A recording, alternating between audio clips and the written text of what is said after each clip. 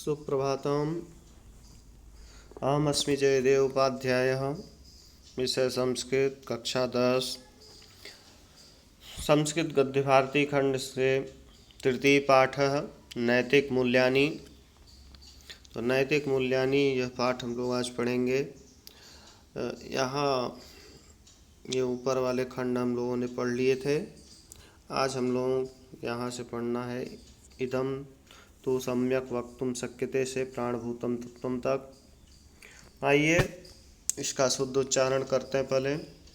इदं तो सम्यक वक्तुम शक्यते यत् नैतिकताचरणस्य नैतिकतायाश्च मुख्यमुद्देश्यं स्वस्य अन्यस्य च कल्याणकरणं भवति।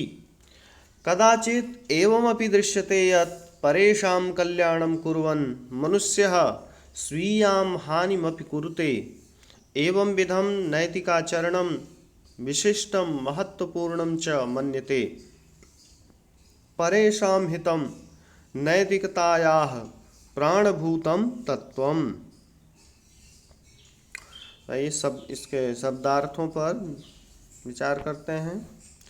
इदं तु, इदम यानी यह, तू यानी तो, सम्यक का अर्थ होता है भली प्रकार, अच्छी तरह से। वक्तुम शक्यते कहा जा सकता है। यत् का अर्थ होता है कि नैतिकताचरणस्य, नैतिकता धन आचरणस्य दीर्घ संधि है।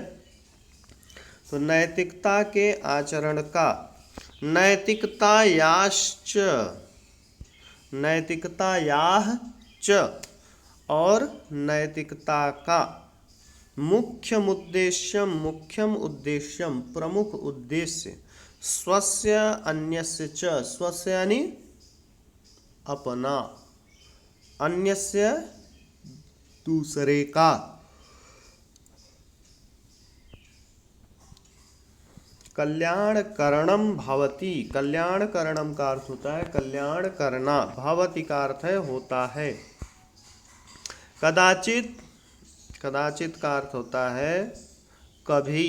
एवं अपि, एवं धन अपि, ऐसा भी। एवं का अर्थ है ऐसा, अपि यानी भी, ऐसा भी। दृश्यते देखा जाता है।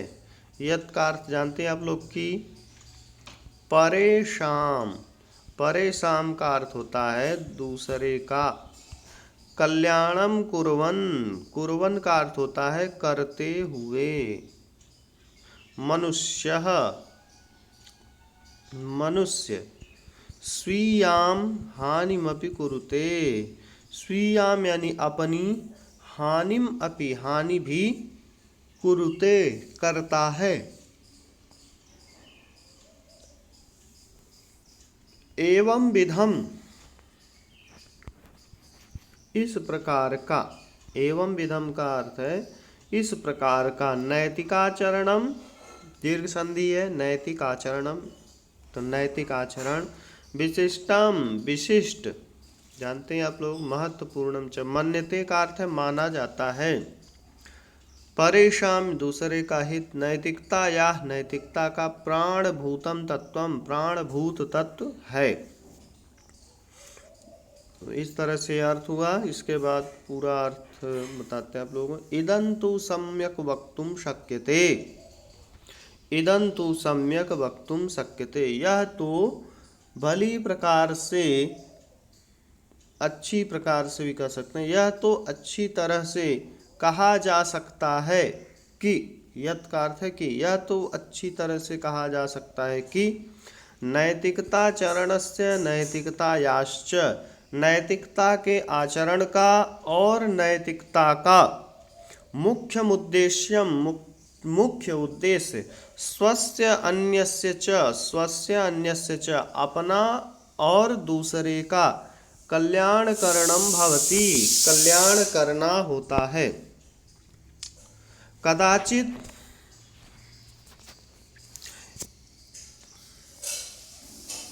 कदाचित एवमपि दृश्यते,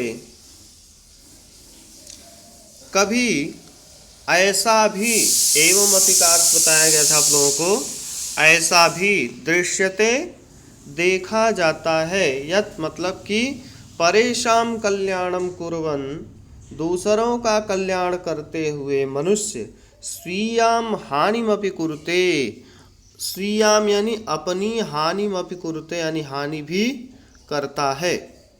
एवं विधम नैतिकाचरणम विशिष्टम महत्वपूर्णम च मन्यते। एवं विधम यानी इस प्रकार का नैतिक आचरण विशिष्टम महत्वपूर्णम च विशिष्ट और महत्वपूर्ण मन्यते यानी माना जाता है। परेशान हितम नैतिकताया प्राणभूतम तत्वम, दूसरों का हित नैतिकता का प्राणभूत तत्व है। तो नैतिक इस अनुच्छेद में आप लोगों को बताया गया कि नैतिकता के आचरण का और नैतिकता का मुख्य उद्देश्य अपना और दूसरे का कल्याण करना होता है। कदाचित एवमपि दृश्यते, तो नैतिकता का प्रमुख उद्देश्य इसमें आप लोगों को बताया गया कि अपना और दूसरे का कल्याण करना, यही नैतिकता का मुख्य उद्देश्य है। दूसरा बताते हैं कि कभी कभी ऐसा भी देखा गया है कि लोग अपना अहित करके, अपनी हानि कर सह करके भी दूसरे का हित करते हैं, दूसरों का कल्याण करते हैं। तो ऐसा जो नैतिक आचरण है, इस प्रकार का जो नैतिक आचरण है वह विशिष्ट और महत्वपूर्ण माना जाता है। यानी अपने साथ साथ दूसरे का जो कल्याण करना है वह तो मुख्य उद्देश्य है ही, लेकिन अपनी हानि करते हुए, अपना अहित सहते हुए भी दूसरे का हित करना, इस प्रकार का जो आचरण होता है यह विशिष्ट और महत्वपूर्ण माना जाता है। यानी यह सबसे महत्वपूर्ण है। हालांकि ऐसा बहुत कम ही देखा जाता है, लेकिन फिर भी ऐसे उदाहरण प्राप्त होते हैं। तो इसलिए ऐसा जो आचरण है वह विशिष्ट और महत्वपूर्ण माना जाता है। फिर अंत में कहते हैं परेशान हितम नैतिकताया प्राणभूतम तत्वम, दूसरों का हित करना नैतिकता का प्राणभूत तत्व है। प्राणभूत तत्व से तात्पर्य क्या है? जैसे मनुष्य, किसी भी प्राणी का सबसे जो महत्वपूर्ण क्या है, तत्व क्या है? उसका प्राण। प्राण नष्ट हो जाए, जैसे प्राण समाप्त हो जाए, जीवन समाप्त हो जाए, प्राण निकल जाए, तो उसका फिर कोई महत्व नहीं रह जाता है। चाहे वो कोई मनुष्य हो, पशु हो या जो भी हो, उसका जब प्राण निकल जाता है तो फिर उसका कोई महत्व नहीं रह जाता है। मनुष्य की मृत्यु के बाद लोग तुरंत उसको चाहते हैं कि इसको कितना जल्दी से जल्दी इसको जला दिया जाए। लोग कुछ देर तक उस पर पश्चाताप करते हैं, विलाप करते हैं और फिर उसके बाद उसको ले जा कर के जला देते हैं। तो ऐसे ही नैतिकता क्या है? प्राणभूत तत्व है। नैतिकता का प्राणभूत तत्व, हाँ ध्यान देंगे कि नैतिकता का प्राणभूत तत्व क्या है? दूसरों का हित करना। यदि दूसरों का हित आप नहीं करते हैं तो नैतिकता का कोई महत्व नहीं रह जाता है। तो दूसरों का हित करना नैतिकता का प्राणभूत तत्व है, यानी उसका प्राण है। वह निकल जाए, दूसरों का हित यदि उसमें से निकल जाए फिर नैतिकता का कोई महत्व नहीं रह जाएगा, नैतिकता निष्प्राण हो जाएगी। इसलिए दूसरों का हित करना ही नैतिकता का प्राणभूत तत्व है। तो इस तरह से आप लोगों को बताया गया इस पाठ का अर्थ, शब्दार्थ आप लोग अच्छी तरह से इसे याद करेंगे, पढ़ेंगे, समझेंगे। धन्यवाद।